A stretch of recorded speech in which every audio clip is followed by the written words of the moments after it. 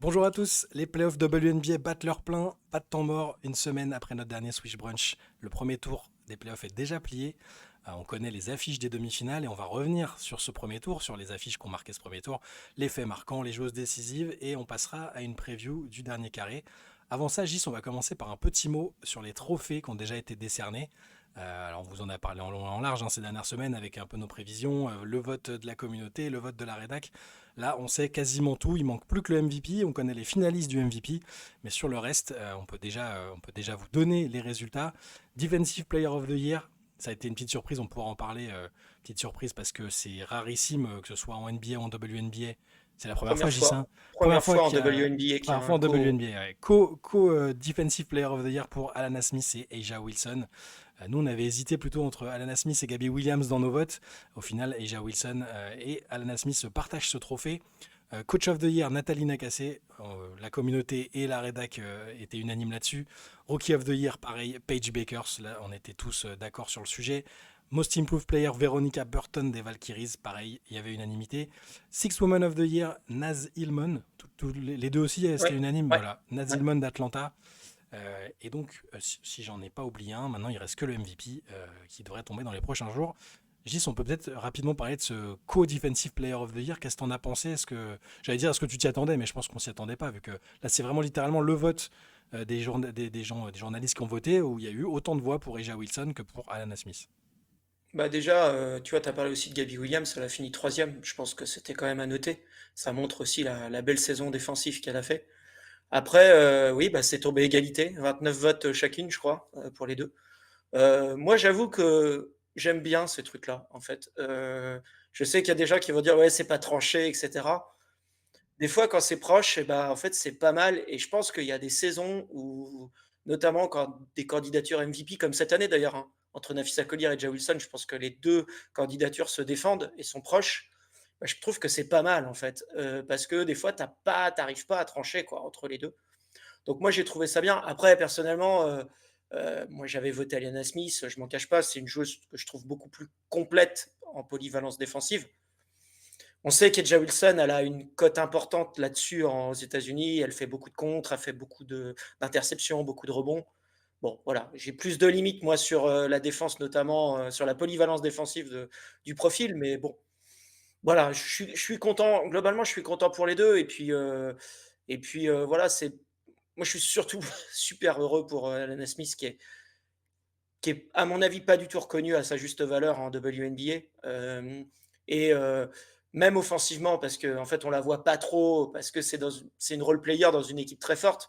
Mais si elle était dans une équipe plus faible, elle aurait un rôle offensif plus important et elle aurait forcément des statistiques bah, voilà, qui met en valeur un peu plus, c'est-à-dire les points par match, etc. Ce que beaucoup de gens regardent, mais n'empêche que globalement, sur l'ensemble de sa palette, je suis assez content qu'elle remporte ce titre. Et puis bon, on l'a toujours rappelé, hein, c'est l'encre défensive de la meilleure défense de la ligue et une des meilleures défenses de l'histoire. Donc bon, je pense que c'est honnête qu'elle l'est, quoi.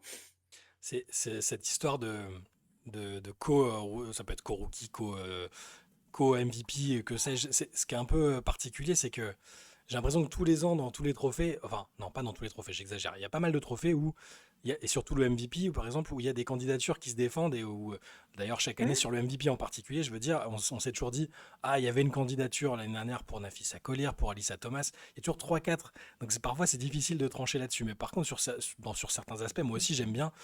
Ça peut être pour le rookie, pour d'autres. Pour le MVP, ça me fait toujours un peu bizarre de dire qu'il peut y en Ouais, avoir mais plusieurs. Mais bon, ça permettrait à certaines joueuses d'en avoir, alors qu'elles risquent de finir leur carrière sans le moindre trophée de MVP. Voilà.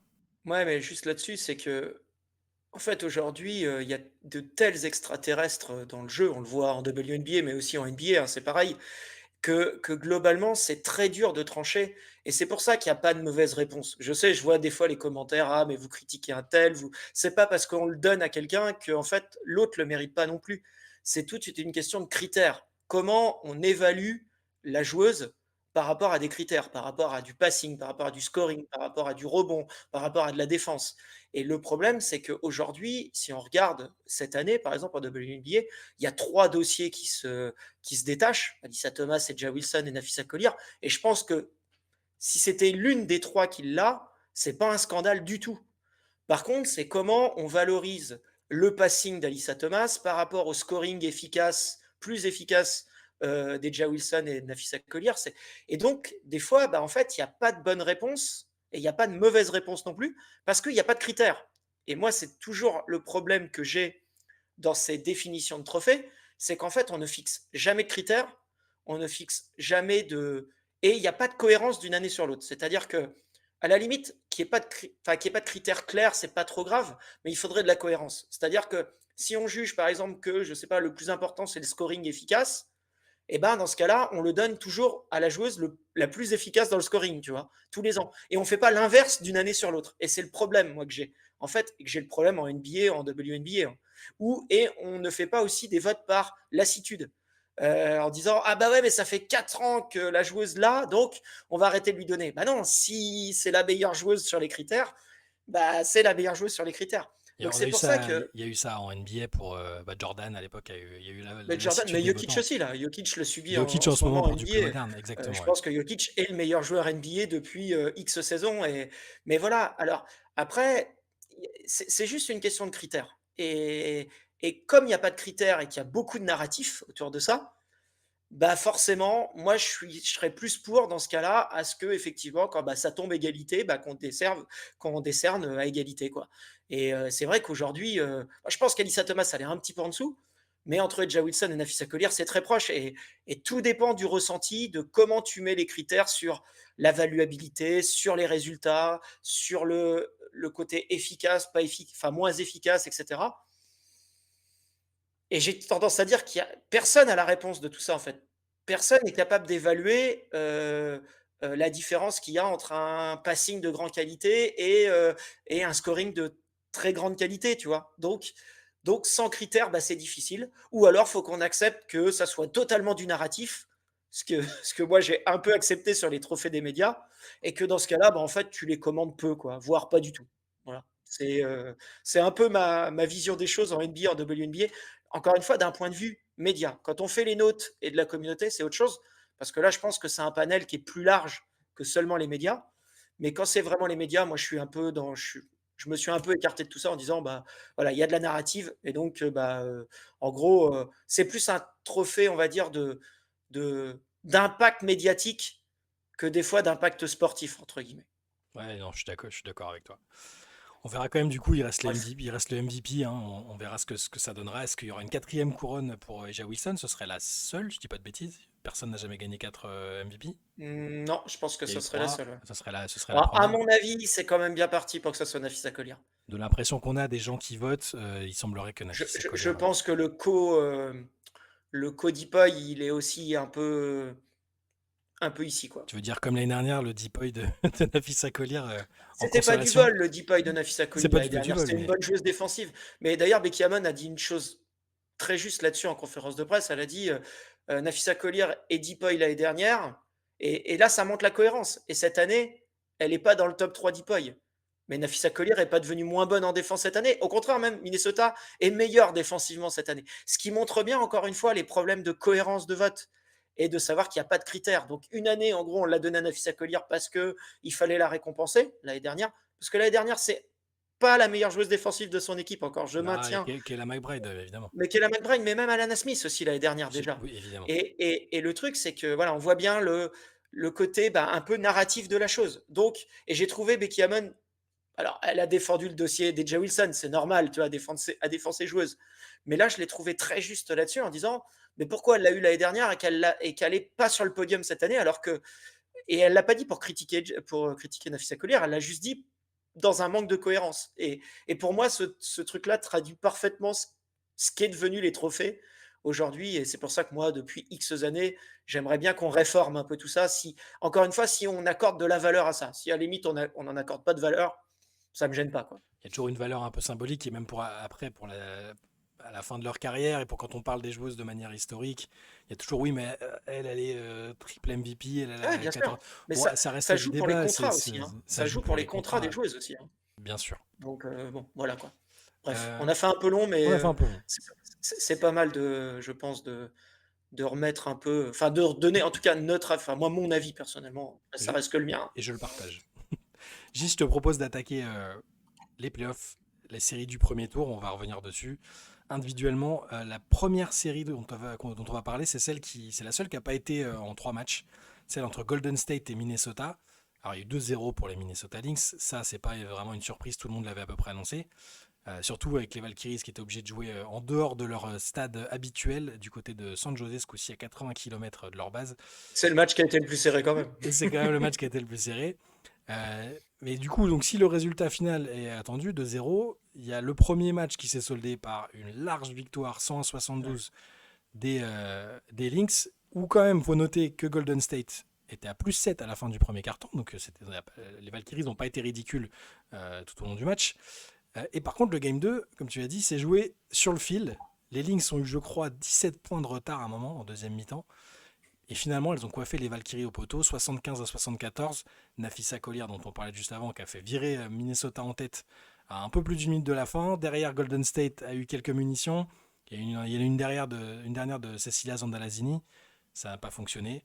Les Valkyries ont vu leur saison s'achever là-dessus, mais à nouveau, quelle combativité, quelle belle histoire de cette saison. J'ai obligé de préciser que sur le deuxième match, Temi Fagbenley était forfait de dernière minute. Donc à nouveau encore des ressources incroyables exploitées par Nathalie Nakassé, coach of the year, comme on l'a dit juste avant. Qu'est-ce que tu as pensé de ce premier tour? Est-ce qu'il y a des choses qui t'ont surprise? Est-ce que tu as appris plus de choses sur les Lynx notamment, parce qu'on va reparler d'elle après? Quel est ton sentiment sur cette série? Bah, je pense qu'il y a pas eu photo quand même globalement, entre les 2 équipes. En termes, on s'en doutait, en termes de talent, en termes de même de niveau de jeu, il y avait pas photo entre les 2 équipes. Après, ce que j'ai bien aimé, moi, encore une fois, c'était l'aspect tactique des Valkyries pour essayer, d'embêter au maximum, Minnesota. Et justement, tu as dit quelque chose d'important, tu as parlé de l'absence de Temi Fangbele au deuxième match. Bah, moi, je pense que c'était une bonne nouvelle, pour les Valkyries, parce que ça leur a permis de tenter des paris.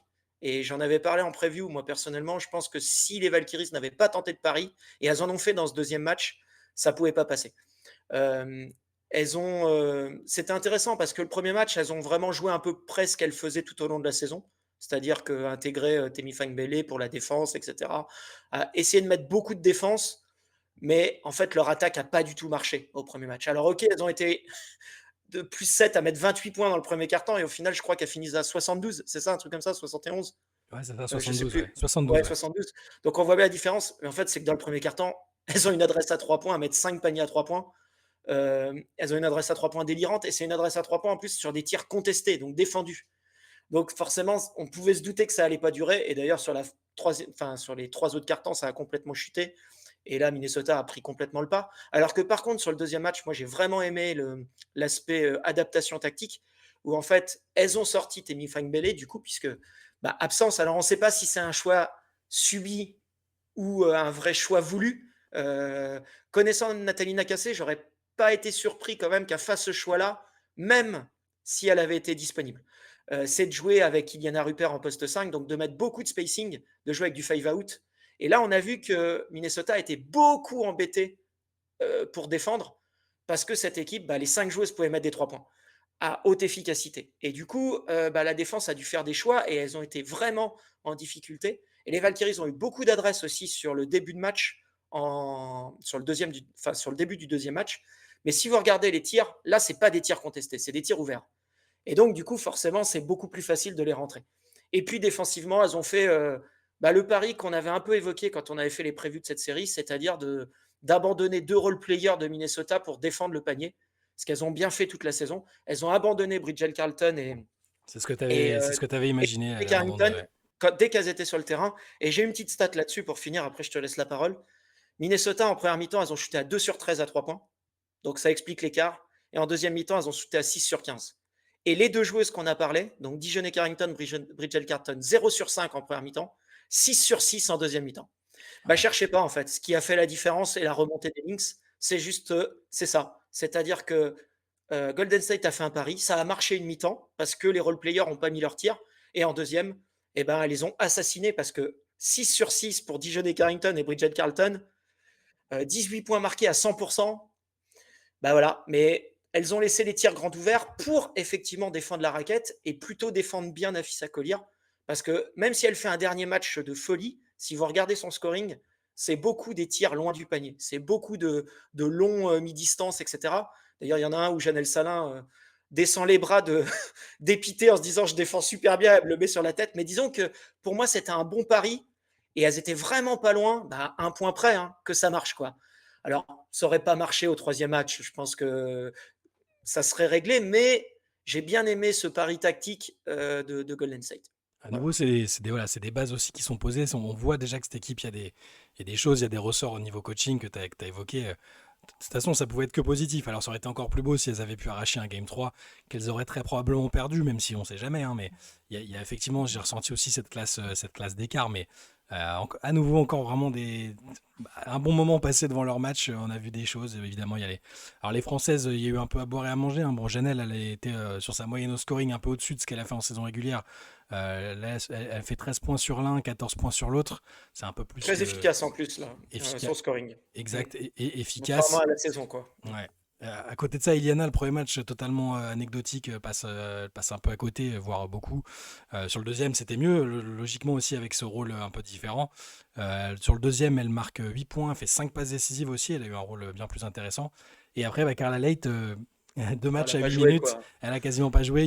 faut pas la juger quoi. Natalina Cassé a considéré que que les playoffs et la saison régulière étaient clairement deux choses différentes et que peut-être Carla n'était pas encore assez chevronnée pour ces matchs-là. Bon, on imagine qu'elle était un peu déçue de pas avoir plus joué, mais ça reste à nouveau quelque chose de très positif pour elle cette saison. Tu parlais de Dijonne Carrington, on en parlera dans la preview après. Dijonne Carrington est blessée, hein, et elle jouera pas Mmh. le prochain tour. Ah bah, c'est fini même, fin de saison même. Fin de saison, donc alors faut voir. Et les Lynx étaient compétitives bien avant l'arrivée de Dijonne Oui, Carrington. oui. Ça reste une munition en moins dans un registre particulier. Bon, on pourra en reparler après. Tout ça pour dire que j'ai encore bien aimé Golden State. J'ai trouvé Minnesota. Alors, j'ai un peu surpris parfois de quelques écarts pris, tu vois, sur des séquences où je les ai trouvées un tout petit peu moins sereines. Ouais, Mais au mais final, bon, bah, les grandes équipes arrivent et les grandes joueuses, parce que Nafisa Collier a évidemment largement contribué au retour sur le Game 2, ont fait la différence et ça reste une victoire où elles se sont épargnées un Game 3, ce qui est peut-être pas négligeable non plus. On peut passer, Gis, au prochain match, prochaine série. Vu qu'on va rester sur les parties de tableau, hein, l'adversaire de Minnesota, ce sera Phoenix. Phoenix qui avait l'avantage du terrain, qui était pas tu si l'avais favori que annoncé je ça. crois? Ouais, je crois que je suis le seul de nous trois à avoir mis Ouais, Phoenix. je crois que tu avais mis Je sais plus si Flo avait mis Phoenix aussi. non, non, il a mis, New Non. York je crois, il me Ah. semble. Il m'arrive une fois tous les 15 ans de faire un bon pronostic. J'avais annoncé mais de manière totalement, j'allais dire pas dépassionnée, mais parce qu'il y a Alyssa Thomas, donc j'ai cru en Alyssa Thomas. C'est évidemment plus complexe que ça. C'est pas sa seule présence ne justifie pas la qualification du Mercury. Phoenix a donc remporté la série 2-1. Le Liberty a pris le game 1 en prolongation. Il y a eu la blessure au genou de Brianna Stewart durant cette prolongation. Victoire 76-69 de New York. Derrière, le Mercury a sauvé sa peau à New York avec un match remporté assez facilement 86-60. Et il y a eu dans le Game 3 un thriller, un match de haut niveau quand même, avec à Ouais. haute intensité. Si vous ne l'avez pas vu, n'hésitez pas, les highlights sont encore disponibles. Euh, Partie ultra serrée remportée à domicile par Phoenix 79-73 malgré une Brianna Stewart certes sur une patte mais assez héroïque, 30 points au final. D'autres ont été un peu moins à leur avantage. Jonquel Jones 1 sur 10, Sabrina Ionescu, mais 22 points. Toujours surprenant aussi de voir Emma Messman qui a joué que 9 minutes. C'est un peu curieux, on pourra en reparler. Et en face, tout le monde a joué sa partition à un moment. Moi, j'ai beaucoup aimé, tu me diras ce que tu en as pensé, qui t'a préféré du côté de Phoenix, mais l'apport de Sammy Whitcomb, j'ai revu la Sammy Whitcomb de très bonnes années du côté de Seattle notamment. Elle met 13 points en sortie de banc, Satou Sabali, 23 points, 12 rebonds, très productif Satou. Kalea Copper qui a mis des paniers importants, je trouve, même si elle a marqué que 12 points entre guillemets. Et comme on dit, Gis, il y a deux ou trois choses inévitables sur cette terre, la mort, les impôts et un triple-double d'Alyssa Thomas, 20 points, 11 rebonds et 11 passes et qualification de Phoenix. Il y aura des implications pour New York, ça me semble assez évident, on pourra aussi en reparler rapidement, mais qu'est-ce que tu as pensé? Est-ce que tu as été surpris du scénario de cette série? Est-ce que tu as été surpris de certaines performances collectives et individuelles? Dis-moi tout. Je pense qu'il y a un élément quand même majeur qu'il faut citer avant, qui est quand même, à mon avis, un grand tournant de la saison de la série, c'est l'entorse au genou de Breanna Stewart. Parce que New York gagne le premier assez, on va dire, moi sur le premier match, j'ai été assez déçu de Phoenix, dans ce qu'elles ont proposé, tactiquement. Elles se sont fait énormément dominer au rebond, vraiment New York a gagné le jeu des possessions sur le premier match. Elles ont pris énormément de rebonds offensifs, ce qui a d'ailleurs permis de les laisser dans le match parce que encore une fois, les schémas de jeu offensifs de New York, à part, compter sur le talent, c'était pas grand-chose, quoi. Mais Phoenix a bien failli le prendre parce qu'effectivement le jeu de New York était pas incroyable. J'en ai souvent parlé là, cette semaine. Dans la dernière minute 30, quand Phoenix est devant, il y a 0 sur 2 au lancer franc d'Alyssa Thomas. Il y a une perte de balle pour Monique Makani, pourtant qui fait une super série, mais c'est vrai que. Et aussi un lay-up manqué facile d'Alyssa Thomas, enfin relativement facile pour elle en tout cas, qu'elle a mis toute sa carrière, quoi. Et tout ça, c'est dans la dernière minute 30, en plus avec un panier de l'espace de Brana Stewart qu'elle met sur Satou Sabali, je ne sais pas comment elle le met. Tout ça, ça se passe dans la dernière minute 30 alors que Phoenix était devant. Donc c'est vrai que tu te dis, bon, le match a été en prolongation finalement, puis bizarrement, quand tu le laisses comme ça sur les fins de match, souvent en prolongation, bah, tu te fais punir. C'est ce qui s'est passé. Mais globalement, Phoenix a été assez décevant sur ce premier match et c'était assez logique que New York le prenne, même si les schémas de jeu, encore une fois, je les ai pas trouvés très très bons, quoi. On va pas rentrer trop dans le détail tactique, mais c'est vrai que c'était pas génial. On a peu joué le pick and roll avec Jonquel Jones et Sabrina qui marchait bien pourtant. Enfin bref, voilà. Il y a eu quand même quelques problèmes tactiques. Et puis après, par contre, j'ai adoré le Liberty sur le match 2 et le match 3. Là, elles ont vraiment repris Le Mercury, tu veux dire, ouais. le Mercury, pardon. Ouais, pardon. Elles ont vraiment repris leur attaque de pick and roll inversé. Elles ont ciblé Sabrina Ionescu et Emma Messman dès qu'elles étaient sur le terrain. Mais surtout Sabrina. Sabrina, elle a vécu un enfer défensif sur tout le match. Elle a dû défendre régulièrement sur Alyssa Thomas. Ça a été un enfer pas possible. Et New York n'a pas eu vraiment de réponse à ça, clairement. Et puis, bah, sur le Game 3, qui est excellent. Alors, tactiquement, il y a énormément de choses à dire sur le Game 3, des deux côtés d'ailleurs. J'en ai fait d'ailleurs un long fil tactique si ça vous intéresse de voir vraiment les détails tactiques. Mais c'était vraiment un match Ouais, de très haut niveau avec des paniers. t'as isolé les séquences et t'as mis ça en vidéo. Ouais, Ouais, allez voir ça ouais. si ça vous intéresse. Puis avec des paniers rentrés. Il y a un drive de Kalea Copper à la fin. Il y a un panier de Dewana Bonner qui rebondit sur le cercle un peu en mode Kawhi Leonard contre, contre les Les Sixers, Sixers, ouais. je ne sais plus, en 2019, je crois, si je dis pas de bêtises. C'est ça. Donc voilà, il y a eu des paniers complètement dingues, des paniers de Brandon Stewart qui a fait un match, un troisième match sur un genou, le 30 points avec un niveau d'efficacité mais hors norme. Après, Donc c'était beaucoup de vraiment. paniers près du cercle, comme on l'aime. On Ouais, préfère ouais, ça ouais, bah, elle a que quand été. elle est Et au large. puis, et puis c'est surtout qu'en fait, on a vu la Brianna Stewart de playoff, c'est-à-dire la joueuse indéfendable en isolation. C'est-à-dire quand un contre un, bah, tu peux pas la défendre. Parce qu'elle est trop grande, elle est trop mobile, elle va au cercle. On a vu beaucoup moins la Brianna Stewart qu'on voit en saison, des fois, qui veut porter la balle, etc. Là, on l'a vraiment utilisée au scoring, en finition, et elle a été énorme, quoi. Sur un genou, enfin, moi, je l'ai tweeté juste après le match. Franchement, c'est respect, hein. Sortir un match comme ça, quand tu as une entorse du genou 4 jours avant.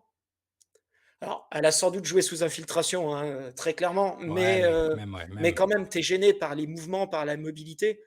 Donc, je pense que oui, cette blessure a joué, notamment dans le game 2, où on a vu qu'elle J'allais te était dire, un peu amorphe. défensivement, Mm. la mobilité était. Parce que ça reste Bah une ouais, très ouais. bonne joueuse Ah, défensive, Brianna logique. Stewart. Et au Mm. niveau mobilité, c'était compliqué, ouais. Mm. Donc voilà, mais bon, globalement, je trouve que Phoenix a joué son jeu et New York s'est pas beaucoup adapté et a vécu dans le premier match sur le rebond offensif beaucoup et sur le dernier match pour être au contact sur un match exceptionnel de Brenna Stewart. Mais dans le game 2, en fait, elles ont complètement explosé parce que bah, elles n'ont pas de réponse tactique.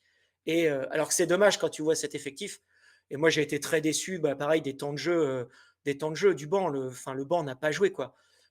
Marine Johannes n'est pas rentrée, enfin pratiquement pas, On l'avait quoi. pressenti, ça, malheureusement, à la fin de saison. Il y avait des Isabelle indices. Harrison n'a pas été utilisée. C'est Kennedy Burke qui a été pratiquement la seule joueuse à jouer du banc.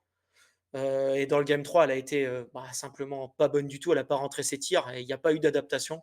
Bon, voilà, on ne va pas dire ce qu'on a dit toute la saison. Pour moi, ça a été le combat d'une équipe peut-être un peu moins forte, mais avec un plan de jeu très au point et qui était capable de s'adapter et de cibler les joueuses qu'il fallait contre une équipe qui avait beaucoup de talent, mais qui n'a pas du tout exploité.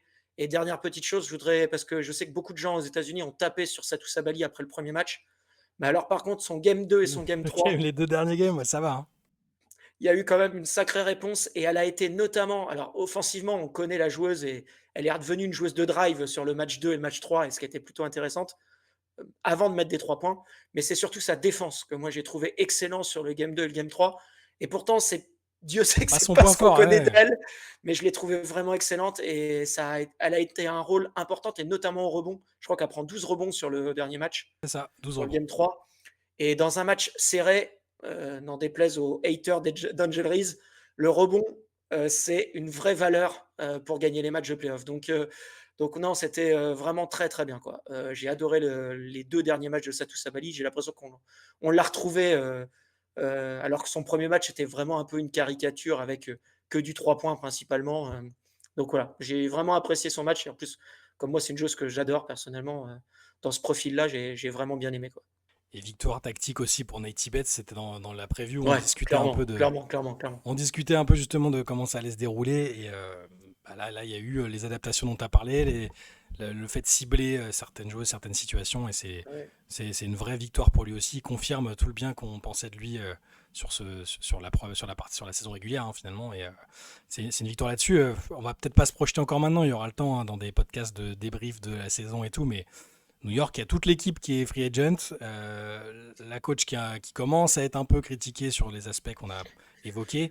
Ça pourrait parfaitement bouger à l'intersaison. Il y a eu quand même 3 choses en conférence de presse intéressantes pour en dire un mot. Déjà, Sabrina Ionescu et Brenna Stewart ont défendu Sandy Brondello. Donc, elle semble encore avoir ses joueuses. En tout cas, ces deux-là, qui sont 2 joueuses importantes. Et Sabrina et Brenna Stewart ont clairement dit qu'elle reviendra à New York. Alors après, on est très loin d'une free agency qui va être légendaire, hein, qui est peut-être pas prête de se commencer d'ailleurs, parce que pour le moment, les négociations de CBA sont un peu au point mort. Mais voilà, donc on va voir, c'est long. Mais en tout cas, pour rassurer, moi je suis plus inquiet sur ce qu'il y a autour de l'effectif, sur Jonquel Jones, etc. Je pense que là, Tasha Clotte, je pense que ça c'est possible que ça change. Mais pour avoir écouté Brenna Stewart et Sabrina Ionescu, j'ai l'impression, et pour avoir mon impression aussi globale sur qu'elles sont bien à New York, qu'elles sont vraiment implantées là-bas. Je pense que c'est quand même très probable que ces 2 joueuses-là restent. Après, c'est plutôt autour. Moi, j'ai Moi, j'ai eu très beaucoup de envie. doutes sur Jonquel Jones, Moi aussi, mais notamment. j'en avais déjà l'année dernière, donc bon. Mm. Et puis, Ouais, mais très là, il égoïstement, va y avoir un contexte salarial dans le nouveau CBA qui va jouer aussi, hein. ouais. On parle plus de on va peut-être plus parler de salaire de 200 000 dollars où les joueuses font des économies de 20 000 dollars pour rester dans une équipe compétitive. Là, ça va peut-être être des centaines de milliers de dollars l'économie qu'il va falloir faire. Donc, ça va être quand même un peu différent, quoi. Bref, Et on très en reparlera. égoïstement, j'ai aussi envie de voir Junkwell dans un autre contexte, mais ça, c'est voilà. Dans une autre équipe où elle est un peu Tout à fait. mieux mise en avant, Pour, voilà. autant sur les 2 premiers matchs, elle est très mal utilisée. Et on l'a dit, je pense que depuis 2023, c'est la joueuse la plus mal utilisée à New York. Faut dire quand même que son game Ouais, elle est 3 est passée à très côté. mauvais, hein. Ouais, Non, elle est non, mais passée à côté. alors, elle est bien défendue, hein. Natasha Mack a fait beaucoup de boulot aussi sur elle, sur les mers. Ils ont envoyé beaucoup d'aide sur elle. Mais c'est un peu la Jonquel un peu bougonne. Tu sais que des fois qui arrive sur le terrain et qu'on n'aime pas trop. Et défensivement, je l'ai trouvé très mauvaise. Elle n'a pas fait les aides au panier, mais ça montre aussi peut-être un peu de frustration aussi du fait qu'elle Moi, n'a je pas pense que je beaucoup l'ai de pris ballons comme en ça. attaque. Ça veut pas dire. Voilà. Alors, elle avait le droit de faire un bon match aussi, hein, mais c'est là, tu vois, que Mais la ouais, c'est frustration qui s'accumule, je l'ai un l'accumulation. peu senti comme ça. On la connaît, ça fait des années qu'on la voit jouer entre le Sun et ici. On sait que ça peut arriver, ces choses-là. Faut, Et c'est pour ça que je suis pas sûr qu'on la revoie à New York. faut être assez clair quand même. C'est une joueuse qui, normalement, défensivement, qui défend extrêmement bien le panier, qui vient bien en aide au panier, etc. Et là, ne pas la voir faire ses efforts défensifs, c'est pas qu'elle est devenue nulle d'un seul coup. C'est simplement qu'elle avait beaucoup moins d'intérêt à les faire. Et ça, souvent, ça traduit quand même un peu de mal-être, quoi. Ouais. Donc, on verra à l'intersaison, mais ouais, Bon, dans je suis tous les pas très cas, confiant pour ça, son, son, son pour son passage, retour à New York. son passage à New York, dans tous les cas, aura été marqué par une bague de Un titre, championne ouais. De et un titre et un trophée de MVP des finales. Je pense que c'était, dans tous les toute cas, façon, c'est ce qu'elle voulait. même si New York est décevant, pour terminer là-dessus, globalement, le pari a été gagné. Elles en ont pris un. C'est si elles n'avaient pas pris de titre, là, qu'on aurait pu discuter. Mais à partir du moment où tu en prends un, hein, le pari, pour moi, il a été bon. Après, l'avenir, on verra, quoi. Ouais. On passe à la série suivante, Gis, qui a été assez intéressante aussi, entre Las Vegas et Seattle. Les Aces ont fait respecter la logique, on va dire. On s'attendait à une qualification des Aces. Mais il y a eu 2-1. Les Aces ont enfin, j'ai envie de dire, alors, pas du tout que je m'en réjouisse, mais finalement, plutôt qu'enfin, perdu un match après 1 milliard de victoires consécutives. Il y a eu un peu de tout dans cette assez courte série. Une très large victoire des Aces pour démarrer, 102-77. Une fin de match énorme du Storm dans le Game 2 pour survivre dans cette série. Il y avait notamment Skylar Diggins en feu, elle met 26 points. Elle finit avec un game winner à 4 secondes de la fin. Il y a eu Dominique Malonga qui a été crucial sur ce match 2, qui fait une action, un panier plus la faute. Je te vois hésiter. On Qu'est-ce va que... peut-être en reparler, D'accord. Mais en tout cas, si ça ne te gêne pas. elle a joué un rôle, bien sûr, aucun problème. Elle a joué un rôle, en tout cas, dans ce Game 2. Elle finit d'ailleurs avec 2 doubles-doubles consécutifs dans cette série. Et donc, c'est la première défaite pour Vegas depuis l'énorme série. Ça faisait quoi, 18 victoires de suite, quelque chose comme ça. Hum. Et puis, il y a 17, eu... Ouais. un truc comme ça. Et puis, il y a eu un thriller où le Storm est pas passé si loin de créer la sensation. Victoire 74-73. Là aussi, je te vois hésiter, mais t'inquiète pas, tu vas pouvoir revenir dessus. Où Jackie Young a bien suivi l'un des rares tirs manqués d'Aja Wilson, qui a fini avec 38 points, record perso égalé en playoff, pour un game winner. Et derrière, Erika Wheeler qui ne fait pas mouche. Et victoire des Aces d'un petit point pour se qualifier. Gis, vas-y, tu peux y aller sur toutes Alors, les objections. franchement, ça fait 2-1 dans la série, mais pour moi, Seattle a dominé une mi-temps sur les 6 qu'on a eu.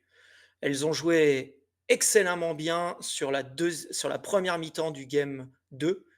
Et bizarrement, en fait, c'est une mi-temps où Vegas est devant. Mais Vegas est devant parce que sur cette mi-temps, il y a eu beaucoup d'adresses et ça les maintient un peu en vie. Mais par contre, sur la première mi-temps, il y a des schémas de jeu énormes. Il y a Neka Ogumike qui fait son meilleur match parce qu'on joue beaucoup de choses pour elle. On joue beaucoup de pick and roll avec des corners vides, ça libère de l'espace. Elle a impacté avec son 3 points. Elle a aussi, il y a Vegas qui a switché beaucoup sur les écrans sur le game 2, le game 3. Elle a attaqué Jackie Young incroyablement dans le game 2. Elle a dominé là-dessus vraiment. Et sur les 5 autres mi-temps, il faut être clair, Becky Hammon, elle a dominé largement la série tactiquement. Elle a mis en place des choses super bien. Il y a eu des super réponses, même justement là de ce que je parlais de l'attaque de Jackie Young sur le game 3. Si vous regardez, Neka, elle ne marque plus sur le game 3 parce qu'en fait, Jackie Young passe devant. Elle switch toujours, mais elle passe devant. Donc, elle l'empêche d'avoir la balle. Et ça, c'est une très bonne adaptation de Becky Hammon qui a été excellente.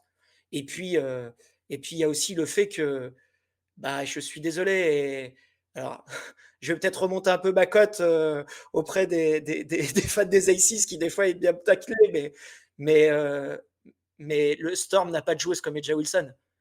Et sur le Game 3, et on en avait parlé jeudi quand on en a discuté avec Flo et Emma sur le live, on l'avait un peu annoncé que Eja Wilson, sur un match décisif, le Storm n'aurait pas de réponse, et elles n'ont pas eu de réponse, quoi. Elle a mis 38 points dans un match monstrueux, où pourtant elle n'est pas beaucoup aidée sur ce match-là des autres joueuses, mais elle est monstrueuse. Elle met presque la moitié des points de l'équipe, je crois, ou la moitié des points. Bah oui, c'est ça, C'est- vu que... Ouais, Ouais, voilà, ouais. c'est complètement dingue. Seattle n'a pas eu de réponse. Et là, on voit la différence aussi. Tu vois, moi, j'adore une joueuse comme Neka Ogumike, par exemple. C'est une joueuse hyper stable, hyper, comment dire, efficace. Tu l'as tout le temps, elle est tout le temps constante. Mais par contre, là, le match à 38 points, c'est complètement dingue. Et elles y sont toutes passées, quoi, je veux dire. Easy y est passé, Dominique y est passé, et t'as pas pu l'arrêter, quoi. Donc, Ça n'a pas dû voilà, arriver souvent qu'une joueuse marque plus de la moitié des... Parce que c'est mmh, 74 points qu'elles ont marqué. ouais, voilà, tu Plus de vois. la moitié des points de son équipe dans un match crucial de playoff, quand même. Et la dernière action, elle est typique, hein. Parce que justement, bah, il y a Gabby Williams vient en prise à 2 pour l'empêcher de scorer, et c'est là que Jackie Young se retrouve toute seule au rebond offensif. Alors je sais qu'il y a beaucoup de gens qui ont critiqué un peu: «Ouais, il n'y a pas eu de rotation défensive», mais ça va trop vite. En fait, c'est-à-dire que quand tu doubles comme ça, il y a d'autres joueuses, en plus en indiv, tu es obligé de faire tes écrans de retard sur les autres joueuses.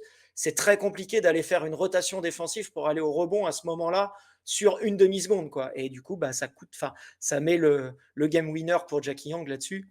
Mais c'est vrai que, bon, voilà, je pense que Vegas a largement dominé la série, moi. Je Oui, ça fait 2-1 parce que, comme tu l'as dit, dans le game 2, il y a aussi un moment crucial. C'est parce que dans le quatrième quart-temps, où je crois qu'il y avait, je sais plus, il y avait 13 points d'écart à un moment pour les Aces, bah, il y a des tirs qui rentrent de façon irréelle pour Skylar, pour Erika Wheeler. Erika Wheeler met 11 points dans le quatrième quart-temps du game 2. Enfin, je veux dire, on est sur un truc complètement irréel, quoi. on refait le match 50 fois, ça arrive une fois, quoi. Donc, il y a ça aussi qui fait que ça ramène Seattle. Et puis sur la fin de match, bah ouais, Vegas se cale un peu, hein, offensivement aussi, avec beaucoup de jeux d'isolation. Et du coup, c'était un peu moins efficace. Et voilà, mais moi, j'ai trouvé Vegas largement au-dessus sur la série. Ouais, non, mais bien sûr. Enfin, la supériorité s'est confirmée, mais forcément, le Storm, à nouveau, on se répète, hein, mais ça laisse quelques regrets parce qu'il y a il y a des situations voilà, où elles sont un peu dedans, elles prennent un match, mine de rien, quelle que soit la manière, elles prennent quand même un match, et elles perdent de 2 points dans une fin de match serré, un game 3 contre une équipe qui marchait sur l'eau. Donc, je ressors pour le Storm, pareil, avec de la frustration sur l'utilisation de certaines joueuses, sur la trop faible exploitation de cet effectif. Mais bon, ça, c'est pas une surprise. Et je pense que même elles doivent être frustrées parce qu'elles sont pas passées si loin que ça. Je sais que même si Vegas est au-dessus, on a déjà vu des séries où l'équipe théoriquement la meilleure et au-dessus passait pas. Donc à nouveau, il sera le temps de débriefer en fin de saison ce qui n'a pas été et ce qui pourra évoluer. Parce que là aussi, il y a beaucoup de free agents comme toute la ligue et l'équipe peut forcément beaucoup évoluer pendant l'intersaison. Mais ouais, les Aces ont confirmé leur statut de deuxième favori ou co-favori dans ces playoffs en battant Seattle. On peut revenir rapidement sur Dominique et Gabi. Gabi qui a fait une série tout à fait honnête, mais forcément moins en vue que sur les playoffs précédents. Et Dominique Malonga qui finit avec deux doubles-doubles des premiers playoffs plutôt réussis pour sa part. Une deuxième partie dans la lignée d'une deuxième partie de saison un peu plus intéressante au niveau de l'utilisation. Je ne sais pas ce que tu as pensé de leur série respective à Gabi et Dominique. Alors, bon, Gabi, pour moi, elle n'a pas été utilisée offensivement. Donc, j'ai pas, enfin, c'est pas que j'ai pas aimé ses playoffs offensifs, c'est simplement que elle n'a pas été utilisée. Donc, le pick and roll Gabi Ezi qui marche si bien, on l'a vu très peu. Bon, voilà, c'est difficile de juger la performance offensive de Gabi parce qu'elle n'a pas de ballon, quoi. Donc, forcément, par contre, défensivement, elle a été incroyable. Elle a fait des rotations défensives. J'en ai partagé pareil 2, 3 vidéos sur Twitter si vous voulez aller voir. Ça, c'est des choses qui se voient pas beaucoup dans l'élaboration, notamment quand on vote pour le DPOY. Mais quand on la voit faire des close-out dans tous les sens, de faire des switches défensifs pour jamais créer de décalage, ça a été excellent. Elle a été excellente dans ce rôle-là. Et moi, sur Dominique, je suis beaucoup plus, on va dire, posé que la majorité des choses que j'ai vues sur tous les playoffs. Et c'est pas encore une fois pour elle la critiquer, c'est plus pour critiquer le coaching staff. En fait, j'ai pas compris pourquoi elle a joué 23 minutes dans ses playoffs. Ah oui, je suis assez. Oui, oui, parce que, en fait, ça a été une cible défensive pendant les 3 matchs, à part à la fin du game 2, mais c'est plus parce que Vegas joue beaucoup de post-up et donc Dominique Malonga fait 2 mètres, a des bras immenses, donc l'attaquer sur post-up, bah oui, elle gêne. Mais par contre, dès qu'elle est mise dans un pick and roll, c'est vraiment pas bon. Elle est vraiment impactée défensivement. Et le problème que j'ai eu, et pourtant j'ai bien aimé sa saison parce qu'elle a eu du scoring efficace, mais j'ai quelques chiffres quand même pour détailler tout ça. C'est que Ouais. là, l'attaque, ça n'a pas du tout été bon, en fait. Alors, elle a mis des points, mais je vais vous donner juste les pourcentages. Donc, elle est à 55% de réussite en saison, 39% en playoff de réussite sur son scoring. Et si on regarde un peu plus que le field goal percentage, qui ne veut pas dire grand-chose, si on regarde l'efficacité, elle a été à plus 4% d'efficacité sur la saison régulière. Elle est à moins 8% sur les playoffs, donc il y a un décalage de 12%. Et sur les points par possession, donc vraiment les points scorés quand vous avez la balle, elle est à plus 8% sur la saison régulière, moins 1% en playoff. Et en fait, ce qu'on s'est rendu compte, c'est qu'on a eu une Dominique Malonga qui a un peu tapé dans le mur offensivement. Et c'est logique, entre guillemets, et c'est pas pour la critiquer elle. Hein. Moi, j'ai pas de problème, c'est normal. C'est une rookie de 19 ans. Les playoffs, quand tu joues en plus contre une match-up où tu as Elijah Wilson, c'est quand même pas simple. Mais par contre, je comprends pas le temps de jeu parce que pour moi, sur ces playoffs, il y a eu du compromis défensif sur l'attaque de pick and roll notamment, où là, c'est plus compliqué pour elle de défendre. Et ça me gêne parce que bah, tu te retrouves avec une joueuse qui est quand même beaucoup ciblée sur, on va dire, 80% du jeu d'attaque de WNBA. Et on s'est retrouvé avec une joueuse qui n'a pas été très efficace offensivement. Donc, le compromis défensif plus le problème de pourcentage en attaque, il y a eu le rebond, par contre. Elle a été très bonne au rebond, et ça, c'est un point important quand même. Mais c'est vrai que moi, je pense qu'elle aurait plus dû jouer 10-12 minutes que 25 quoi, dans cette série. Mais encore une fois, c'est vraiment pas pour lui taper dessus parce que c'est une jeune joueuse et c'est normal. Là, c'est plus sur le coaching staff où je comprends pas ce temps de jeu. à part dans le game 3 parce que Izzy McGregor a des problèmes de faute, mais autrement, je trouve qu'elle a bien trop joué sur les playoffs. Voilà. Ouais. Je sais que je vais pas me faire forcément des amis, mais c'est factuel en fait, hein. Il y a des chiffres factuels qui le montrent que ça n'a pas été très bon en défense ni en attaque, quoi. Et pour pondérer ça, l'avantage, c'est que là, au niveau de l'expérience Ah ouais, mais par acquise, contre, c'est bien. tu te Mais manges le Aja problème, c'est que Wilson pendant toute une série de oui, playoffs. Je pense mais que le problème, même si elle a eu fort logiquement des difficultés parce que c'est Aja Wilson et que personne n'a pas de difficulté contre Aja Wilson, au niveau de l'expérience, c'est bien. Je comprends tout à fait ce que tu veux dire sur l'utilisation et le temps de jeu et tout ça. J'essaie de retenir le positif et de me dire que voilà, elle a appris beaucoup sur cette série ah ouais, non, mais et ça, que c'est c'est sûr. apprentissage accéléré, tu Mais vois. C'est ce que Mais j'essaie de dire. c'est pour ça que pour elle, c'est très bien. Mais le problème, c'est que Seattle, ils veulent faire quoi? Ils veulent jouer le titre ou ils veulent développer des jeunes? Ils sont Si toujours tu veux jouer partagés, le il y a les deux titre, timelines et la saison ah prochaine, ouais, la question va ça, se ça poser marche aussi. jamais. Ouais, mais ça marche jamais en fait. On le voit en NBA, pareil, les Warriors qui avaient tenté de faire ça aussi, ça. Donc c'est pour ça que, bon, je sais que je vais, je vais certainement pas me faire des amis là-dessus dans la communauté française, mais voilà. Et encore une fois, je ne lui tape absolument pas dessus. Elle a fait vraiment ce qu'elle pouvait, quoi. C'est difficile de commencer en playoff à 19 ans, de jouer autant. Mais moi, je pense qu'il y a un problème de coaching staff là, clairement sur ce temps de jeu là.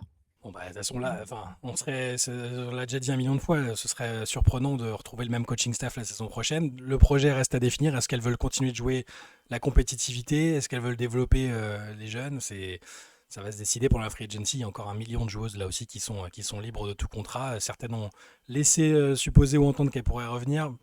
On verra ce qu'il en est. On fera évidemment un gros podcast sur ce qu'on envisage pour la free agency dans les prochaines semaines. Juste, je te propose de passer à la dernière série du premier tour, celle entre Atlanta et Indiana. Moins de choses à dire. Moins de choses à dire, mais ça reste la surprise. Limité, je sais que tu nous le dis depuis le début de la saison que Atlanta sera pas une équipe de playoff et tu l'as dit lors des previews que même si tu les voyais passer ce premier tour, tu les voyais pas ensuite. Ça reste un upset. Indiana sans Caitlin Clark, sans 4 joueuses de rotation blessées en plus, c'est qualifié 2-1.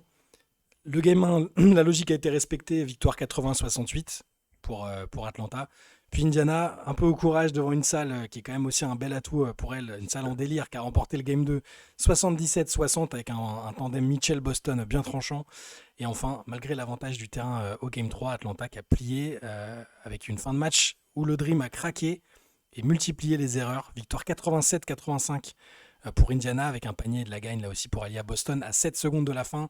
Derrière une interception de Lexi Hull et donc un upset dans cette série du premier tour dans laquelle l'arbitrage n'a pas plu à tout le monde, notamment à Caitlin Clark qui a pris une amende. Alors je crois qu'elle Ouais, s'en remettra très bien, $500 je crois. ouais, voilà, c'est Ça ça. devrait aller, mais qui a critiqué un peu l'arbitrage et qui a dit en gros que le Fever s'était qualifié malgré l'arbitrage. Je dis cette série, alors je sais que, que l'issue ne te surprend pas parce que tu avais dit que ce serait possible même sans Caitlin Clark. Qu'est-ce que tu as retenu un peu? Comment t'expliques la qualification du Fever dans cette série? Bon, déjà, on va quand même dire que c'est la plus faible série des quatre. C'est celle qui a produit le moins de jeux, mais on pouvait s'en douter, hein. Le Fever joue sans sa créatrice de jeu principale et Atlanta n'a pas de créatrice de jeu. Donc, on pouvait se douter qu'en playoff, ça serait compliqué. Euh, je pense qu'il faut faut donner un énorme coup de chapeau à Stephanie White et son staff. Et je vais citer Brian Junimari aussi, qui retourne en demi-finale WNBA en tant qu'assistant coach. Ça me fait vraiment plaisir. Elles ont dominé tactiquement la série. Elles ont fait avec leurs armes parce qu'elles n'avaient pas beaucoup d'armes. Mais ce que j'ai adoré, moi, personnellement, c'est qu'elles ont fait le taf défensivement sur soi-disant les créatrices de jeu du Dream. C'est-à-dire qu'il y a eu 3 schémas de jeu assez clairs sur Jordyn Canada, Ryan Howard et Alicia Gray. Donc en gros, on a passé sous les écrans sur Jordyn Canada pour lui laisser le tir. On a beaucoup fait de couverture agressive sur le pick and roll sur Ryan Howard. Voilà, il y a beaucoup de blitz, il y a beaucoup de hard edge, voilà, de façon à venir la pénaliser sur son passing. Et on a switché sur tous les écrans sur Alicia Gray. Et voilà. Et rien qu'avec ça, elles ont tué l'attaque du Dream. Et c'est des choses qu'on avait évoquées toute la saison, hein. Enfin, que moi, personnellement, j'ai beaucoup parlé, où j'étais inquiet parce que on a parlé de Brianna Stewart, tu vois, on a parlé d'Eja Wilson, on a parlé de joueuses comme ça, de Nafisa Collier, qui sont des joueuses, même quand tu switches sur les écrans, même quand tu les mets des couvertures agressives, qui sont capables de faire des différences en 1 contre 1. Le problème, c'est que le Dream n'en a aucune. Et l'attaque a tapé dans le mur complètement. Alors, je sais qu'il y avait beaucoup de gens qui étaient emballés par le duo de Breonna Jones et Brittney Griner, mais le problème, c'est qu'elles n'ont pas eu de ballon parce que les balles sortaient pas, quoi. Et là-dessus, Stephanie White a été incroyable. Et le dernier point que j'ai trouvé très bon, parce que j'ai trouvé aussi Aliyah Boston énorme, Kelsey Mitchell très bon au scoring comme d'hab. Le dernier point que j'ai trouvé excellent, c'est que Indiana, dans 2 matchs sur 3, a battu le point fort offensif du Dream de toute la saison, c'est-à-dire le rebond offensif. Et ça, c'est quand même incroyable, le jeu des possessions. En fait, Atlanta a fait beaucoup de mal à tout le monde dans la saison en prenant beaucoup plus de rebonds offensifs et en générant des pertes de balles, c'est-à-dire en jouant plus de possessions que l'adversaire. Et dans le game 2 et le game 3, Indiana a battu ça. Tu as enlevé ça, et je parle souvent, hein, tu sais, des fois quand on parle de basket, on regarde souvent de se dire qu'est-ce qu'on peut faire sur le terrain pour quand on n'a pas beaucoup d'adresses ou pas beaucoup de choses, qu'est-ce qu'on peut faire en fait, mettre en place pour gagner les matchs. Et je trouve que là, arriver à faire le bon plan défensif et aller chercher le point fort, aller gagner le point fort opposé, je trouve que c'est exceptionnel et franchement, c'est grand bravo, quoi. Stephanie White a fait un travail admirable. Les joueuses du Fever, il y a cette résilience depuis Caitlin Clark est Pourtant, blessée. sans génie, hein, sans génie Non, c'est pas absolu, du hein, génie, mais c'est clair, hein. il y a de l'expérience, il y a de l'expérience aussi, une capacité à s'adapter. Vraiment, cette résilience du Fever depuis que Caitlin Clark est blessée, elle est admirable. Alors, on parle pas de joueuses pas du tout référencées. Hein. Aliyah Boston, c'est numéro 1 de draft. Kelsey Mitchell, on connaît sa force de frappe offensive. Mmh. Voilà, il y a plein de. Il y a des joueuses pour le faire, bien sûr, Il y a des mais joueuses pour le faire, mais on a bien vu dans ces bluffs que toutes les équipes sont pas capables de surmonter ces obstacles-là. Et j'ai trouvé aussi que je trouvais le Fever vraiment, peut-être pas surprenant, mais vraiment épatant, on va dire. Et Atlanta m'a un peu déçu forcément, même si tu nous avais prévenu.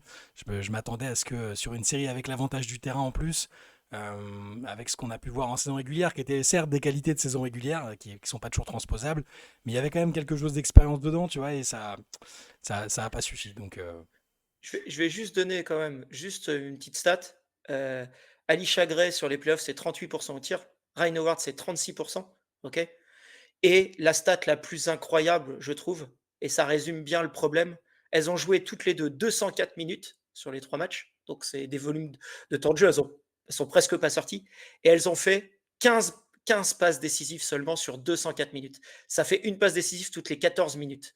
Et je trouve, alors, il n'y a pas que les passes décisives dans la création, évidemment, mais ça montre à quel point, en fait, elles ne créent pas pour les autres. Et elles ont été incapables de créer des choses pour les autres. Et c'est pour moi tout le problème. Et c'est pour ça que j'en veux pas trop à Smesco, moi, personnellement, offensivement, parce que je pense qu'il n'avait pas l'effectif. C'est un trompe-l'œil, la saison régulière. Parce qu'elles avaient un jeu qui marchait bien, mais qui n'allait pas se reproduire en playoff. Par contre, où j'en veux un peu plus chez lui, c'est surtout sur l'aspect défensif. Parce que voir comment tu as pris la sauce, notamment sur Kelsey Mitchell, alors que tu as peut-être la meilleure défense de périmètre de la ligue, parce que Ryan Howard, Ali Chagré, Jordan Canada pour défendre. Et ça, par contre, je trouve qu'il n'y a pas eu les c'est pas mal. adaptations Hein. défensives pour. Parce que si tu avais coupé le scoring de Kelsey Mitchell, ça aurait suffi. Je veux dire, Indiana aurait mis 50 points dans les matchs. Donc tu les aurais forcément gagnés, quoi. Et là, j'ai vraiment, par contre, vraiment pas aimé l'aspect défensif d'Atlanta, parce que pour moi, l'aspect offensif, elles n'avaient simplement pas les armes pour être bonnes en playoff, quoi. Ouais, Voilà. tu l'avais évoqué ça, c'est clair.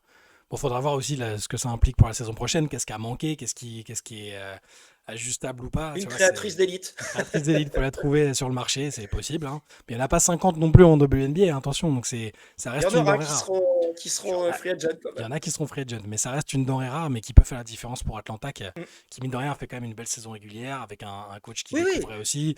Mais voilà, il y a un peu de boulot Mais pour passer le cap supérieur. c'est la traduction du jeu en playoff, quoi. Voilà, c'est tout le problème, quoi. Tout le problème de. C'est pas la même chose, en fait. C'est pas le même basket, quoi. Clairement pas. Ouais.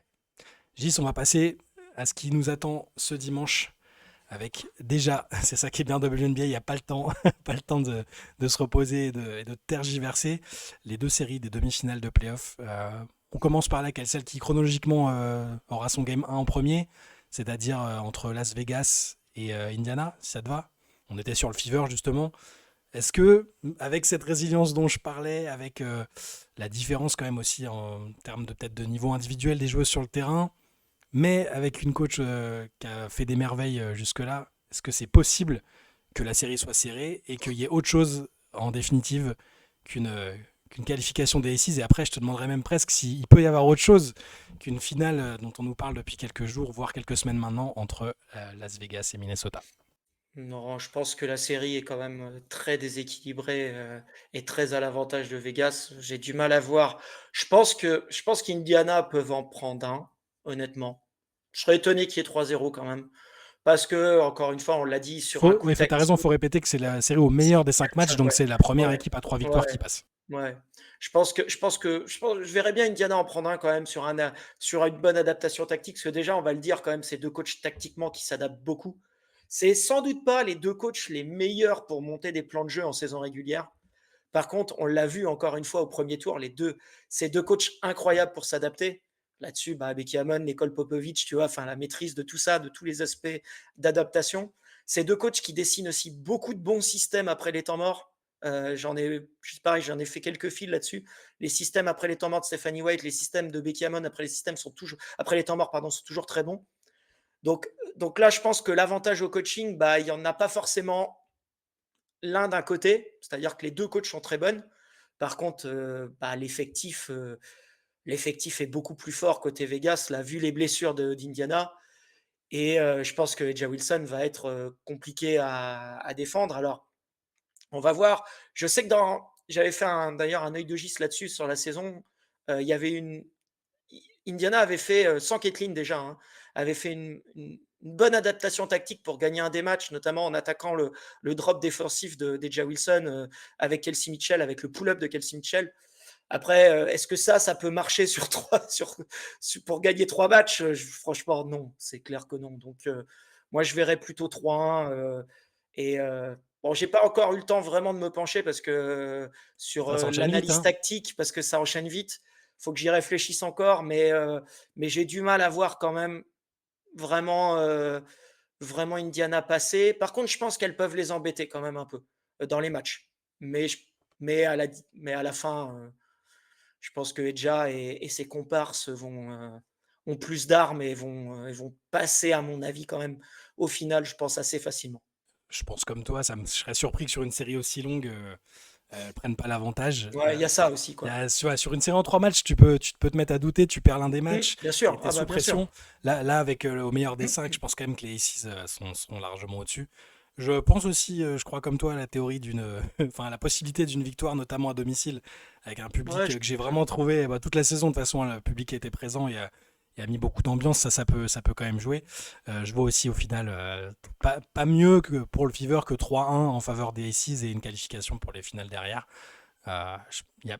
Malheureusement, je pense pas les armes. Là aussi, ça peut être aussi, je disais, l'expérience, c'est top aussi pour aller à Boston, par exemple, de se frotter comme ça à A'ja Wilson sur une série, ça aide encore à grandir en termes d'expérience et pour prendre rendez-vous pour la suite, lorsque Caitlin sera revenue, que l'effectif sera un peu rafraîchi après toutes les galères de cette année. Mais moi aussi, je vois Las Vegas 3-1. Et s'il y a une qualification du Fever, c'est quand même un séisme. Je le dis à chaque fois qu'il y a une possibilité de gros upset, mais là, ce serait quand même un assez gros séisme. Tu vois, j'y réfléchis en live là, parce que c'est vrai que j'ai pas eu le temps de beaucoup me projeter. Je pense qu'il y a 2 axes, hein. Je pense que Kelsey Mitchell va être très importante. Il va falloir vraiment qu'elle impacte, bah, j'en ai parlé avec son pull-up, quoi. C'est-à-dire qu'elle prenne beaucoup de tirs en sortie d'écran. Je pense que ça va être un axe important. Si elle a pas d'adresse, sur ces tirs-là, là, ça risque d'être compliqué. Après, il faut voir aussi, on l'a vu un peu en playoff au premier tour, on a vu du pick and roll inversé pour Aliyah Boston. Donc Aliyah Boston qui a beaucoup été à la création, encore une fois, hein, depuis la blessure de Caitlin. Faut voir aussi si Vegas peut trouver des réponses de défense. Alors, je pense qu'elles les ont, hein. Elles peuvent mettre, par exemple, A'ja Wilson sur Natasha Howard et l'abandonner un peu pour venir aider au panier. Dans ce cas-là, il y a des réponses, mais je ne serais pas étonné, tu vois, qu'elle puisse éventuellement prendre un match, comme on disait là-dessus, ou peut-être que Becky Hammon met un petit peu de temps à s'adapter, puis qu'elle s'adapte au match suivant, puis que du coup, il n'y a plus de réponse, mais sur un match, ça peut passer, quoi. Donc, je verrais ça comme ça. Je dirais 3-1, voilà, pour Pareil que conclure. toi, 3-1 pour ce match, dont le premier, le game 1, coup d'envoi, tu m'as dit tout à l'heure 21h, c'est ça? Ouais, 21h, ouais. 21h ce C'est dimanche. Donc, 21h et 23h. pas d'excuse pour rater 21h, 23h un dimanche, ça reste très très regardable. L'autre affiche, Gis. Ah, Ah, celle-là, celle-là, je vois pas un sans doute 3-1, plus je te le dis serré, tout de celle-là. suite. Je pense que ce sera peut-être un peu plus serré entre Ouais, je pense aussi. Minnesota et Phoenix. Minnesota qui a beau être le favori après sa super saison Oui. régulière, après une qualification sans perte de match. Avec ce qu'a fait Phoenix quand même si c'est contre une équipe de New York pas très fonctionnelle sur certains aspects, il y a quand même de très belles choses du côté de Phoenix. Est-ce que Alors j'imagine que vu que tu penses que la série sera serrée, que oui, il y a des possibilités, des options pour les Mercury pour passer, pour créer une surprise. Ce serait quand même une surprise, même si elles ont battu les champions en titre. Comment tu vois se dessiner cette série? Moi aussi, je suis comme toi, je vois quelque chose de très serré. Pourquoi pas même une série qui se joue sur un match d'appui? Bah, pareil, tactiquement, j'ai pas eu le temps vraiment de me poser dessus. Je vais essayer de faire ça dans l'après-midi pour réfléchir un peu ce que personnellement je ferais si j'étais à la place des 2 équipes. Ouais, je pense que c'est plus serré qu'on l'imagine. Alors bien sûr, hein, Minnesota a roulé sur la saison, mais il y a quand même je pense que tu vois, je pense que Liberty était un meilleur adversaire pour les Lynx que les Phoenix. On parle souvent de ça en playoff, on parle souvent de match-up, parce que tu joues pas toutes les équipes de la ligue. Donc et ouais, New York, je pense qu'elles auraient pas eu les armes pour répondre au spacing et tout. Là, ce qui me fait plus dire que ça peut être serré, c'est que déjà, je pense que Phoenix a une arme un peu anti Nafisa Collier, qui est Alyssa Thomas. Alyssa Thomas, elle est gênée en défense par les profils qui sont plus grands parce qu'elle n'est pas grande. Par contre, défensivement, quand c'est une joueuse qui est plus au sol, plus petite, ce qui est le cas de Nafisa Collier, parce que c'est plus une ailière qu'une intérieure, même si elle joue poste 4, et ben là, je pense qu'elle peut venir l'impacter énormément au contact physique. Et on le sait à quel point Alyssa Thomas met beaucoup de contact physique en playoff, en défense. Vous pouvez regarder 10 ans de playoff, vous allez voir, c'est un peu tendu souvent même. Donc je pense que déjà, ils ont une arme là-dessus. Alors après, est-ce qu'elles vont arriver à tenir le spacing et donc le danger à 3 points, le 5 out énorme des Lynx défensivement, j'ai un peu de mal à y croire. Donc ça, c'est quand même un point beaucoup positif pour les Lynx. Par contre, de l'autre côté du terrain, moi, je veux voir quand même comment Minnesota va pouvoir notamment défendre le pick and roll inversé d'Alyssa Thomas parce que bah, je pense que Phoenix va faire un peu ce qu'elles ont fait avec Sabrina Ionescu. Je pense qu'elles vont aller chercher Courtney Williams sur le pick and roll. Elles vont aller demander à la joueuse qui défend Courtney Williams d'aller poser l'écran pour l'impliquer dedans. Si c'est Kayla McBride, ça sera plus compliqué parce que Kayla McBride est une excellente défenseuse et c'est pas Sabrina Ionescu, quoi. Donc, mais s'ils vont chercher peut-être des joueuses comme Natisha Hindeman quand elle est sur le terrain, comme Courtney Williams quand elle est sur le terrain, bah, ça risque d'être un peu compliqué. Alors, les Lynx ont de quoi envoyer de l'aide défensive, Lana Smith, tout ça. Par contre, il faut voir après dans quel spacing de Phoenix, et moi je pense que ça va être la clé. C'est-à-dire, est-ce que Phoenix a beaucoup de shooteuses et est-ce que tu vas abandonner des shooteuses pour venir aider le pick and roll inversé? Et je pense que c'est ça la clé.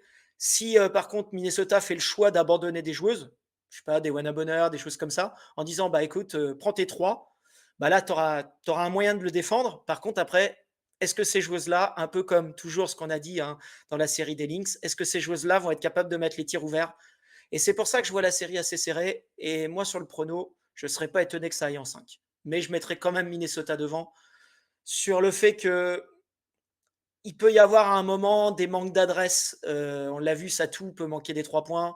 Dewana Bonheur mettra peut-être pas tous ses tirs non plus. Alors que je pense qu'il y a plus de constance côté des Lynx en termes d'adresse, d'efficacité. Donc je mettrais les Lynx, mais je ne serais pas étonné que ça aille en 5. Ce serait logique effectivement que les Lynx passent. J'ai pas de red flag par rapport à avant. Je voyais les Lynx favorites pour le titre. Mais Je les vois toujours favorites, ouais, bien moi. sûr. Mais Mais pour autant, c'est par rapport à ce que je vais dire après. De manière un peu pas irrationnelle, parce qu'on sait que la série peut être serrée. Je sais pas, j'ai l'impression que le Mercury est je sais pas, sur pas une mission, mais tu vois, il y a une campagne un peu particulière là. Je serais pas étonné que le Mercury gagne 3-2. Je sais que ce sera un peu pas. Enfin, non, non, mais voilà, pour moi, c'est une des pires match-up possibles c'est pour ça. Je Minnesota. pense que là, en tout cas, je suis curieux de voir l'impact physique qu'elles vont mettre. Ça va beaucoup se jouer sur la réussite des autres joueuses. Ouais, bah, Tu comme vois, souvent en playoff, de toute façon. Voilà, si Satou fait les matchs comme les deux derniers contre New York, ça va quand même jouer. Tu vois, donc pour le prono, sur ce que j'ai envie de voir peut-être, et encore, je serais ravi que les Lynx, par exemple, soient championnes avec la manière dont elles jouent pour récompenser Nafisa Collier, tout ça, mais ouais, moi je vais plutôt me hasarder sur une victoire de Phoenix. Dans tous les cas, une série très serrée, je serais très surpris que les Lynx gagnent largement, et évidemment encore plus de l'inverse. Ouais, l'impact physique, forcément l'arbitrage qui va en découler va peut-être jouer sur un match ou deux. Je, Moi, je vais me prononcer en faveur du Mercury, même si c'est une Mm. grosse cote probablement. J'ai pas regardé hein, les, les cotes sur les sites Non, bookmakers, non, mais mais c'est une match-up difficile. Et après, sur Satou, tu as raison, ça risque aussi d'être important. Ah, petite chose là-dessus, quand même, contre le Liberty, elle a aussi rayonné parce qu'elle a beaucoup emmené Jonquel Jones au large. Et Jonquel est une bonne défenseuse de panier, mais au large, la mobilité de Satou, elle est plus grande. Donc, elle lui a posé des problèms. Et sinon, elle a été beaucoup défendue par Léonie Fibic. Là, elle risque d'être défendue par Dafisa Collier. C'est quand même pas la même chose en termes de mobilité loin du panier. Donc ça risque d'être peut-être un petit peu plus compliqué pour elle, notamment d'aller attaquer au drive, tu vois, comme elle a pu faire Jonquel Jones, parce que sur la mobilité. Donc faut voir. Après, je sais pas comment on va faire Minnesota. Est-ce qu'elles vont mettre Alana Smith sur Satou ou sur plutôt Alyssa Thomas? Va falloir voir aussi, tu vois, ce qui est intéressant dans ce match-là, c'est qu'il va y avoir, je pense, plein d'ajustements tactiques. Et je pense que les ajustements tactiques, elles vont être surtout justement, sur les match-ups, c'est-à-dire de voir qui défend qui. Ça, vous pourrez regarder dans les différents matchs. C'est fort probable qu'on voit au game 1 pas la même chose au game 2 en termes de match-up. Peut-être que Nafisa Collier défendra Alyssa Thomas et puis au game 2, elle défendra une autre joueuse. Faites attention à ça. Je pense qu'il y aura des choses qui vont bouger là-dessus, quoi. ouais, on aura un premier élément de réponse ce soir à Ce 23 soir, heures ouais. et on discutera ensemble est-ce que dans la semaine prochaine, non, les séries seront pas terminées Ah dimanche non, non, prochain. non. Non, Voilà, non, là non, maintenant, au c'est fin meilleur de des semaine. 5. C'est début de semaine prochaine, le game 5 éventuel, je crois. Voilà, donc on aura déjà des grosses tendances qui vont se dessiner lors du prochain Switch Brunch. Gis, merci pour ce débrief et pour cette petite preview des deux matchs. En début de vidéo, on a aussi, si vous prenez la vidéo que maintenant, on a aussi parlé des trophées qui ont été décernés. On connaîtra la MVP par contre, on pourra discuter de ça Oui, aussi. oui. Ce sujet toujours épineux. Toujours Peut-être qu'il y aura, très épineux. peut-être, qui sait, peut-être co-MVP après qu'on a discuté de ce sujet-là. Pourquoi pas. Voilà. En attendant, profitez bien des premiers matchs ce dimanche et on se retrouve la semaine prochaine. Bonne journée à tous. Ciao. Ciao.